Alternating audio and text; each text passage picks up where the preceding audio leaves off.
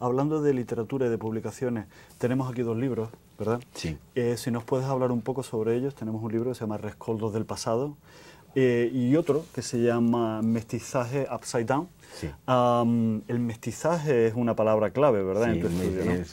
es una palabra clave. El Sí. mestizaje y la idea de lo plurinacional, ¿verdad? Así es, sí.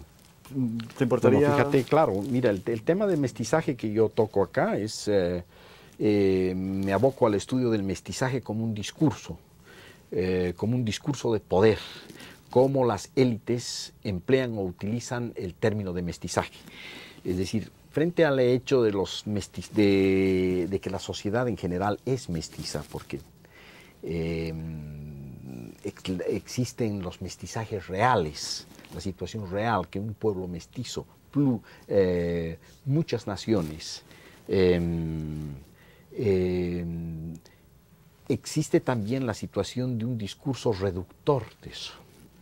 Y ese discurso reductor de los mestizajes reales se transforma en un único mestizaje, en un tipo de mestizaje que utilizan muchas veces las élites para ejercer una hegemonía, una dominación sobre el resto de la sociedad.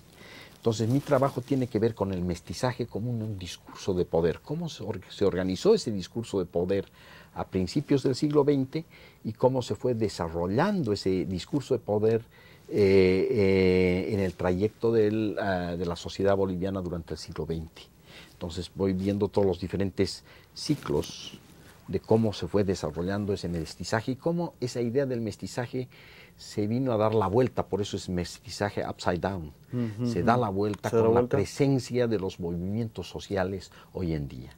Y cómo esos movimientos sociales han puesto cabeza abajo ese discurso de poder que era el discurso de las élites. Bien.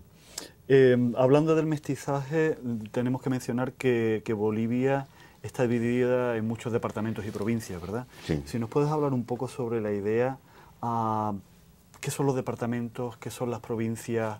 ¿Cuántas comunidades indígenas hay? ¿Cómo se relacionan entre ellas? Bueno, fíjate, el país está dividido en 9 departamentos, que sería más o menos lo que coincidiría acá con la idea de los estados, ¿no? Entonces, son los departamentos, al mismo tiempo se dividen en provincias. Y las provincias pueden dividirse, todavía hay divisiones menores, ¿no? En municipios, cantones, en fin. Pero la idea básica es dividir el país, que el país se divide en 9 departamentos, que es la distribución más política del país. La distribución política del país. Bien. Y a nivel de trabajo en el país, me comentaste que los españoles se apropiaron de unos sistemas de trabajo que ya existían en Bolivia, ¿verdad? Uh-huh.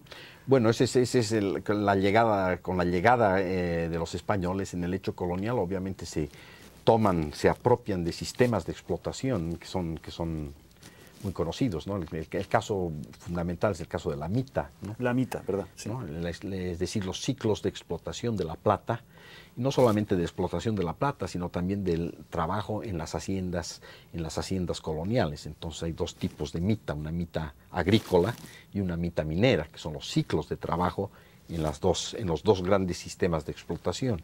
Bien. La mita minera en el caso boliviano es muy importante, todo el ciclo de explotación de la plata en Potosí se hace a través de este sistema de explotación que no es español, sino que viene desde las épocas prehispánicas. Pero lo que pasa es que los españoles ven muy útil recuperar ese sistema de explotación de los metales y empezar la explotación de la plata con la mita minera, ¿no?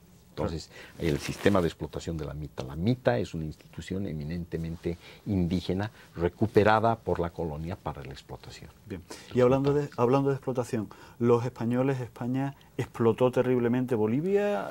Sin duda, eso es una de las grandes, uno de los temas, ¿no? El tema grande es el tema de la explotación de la plata, ¿no? Es decir, la forma inhumana como se hizo toda esta explotación. y que está muy bien documentada, por ejemplo, en libros como Las venas abiertas de América Latina, ¿no?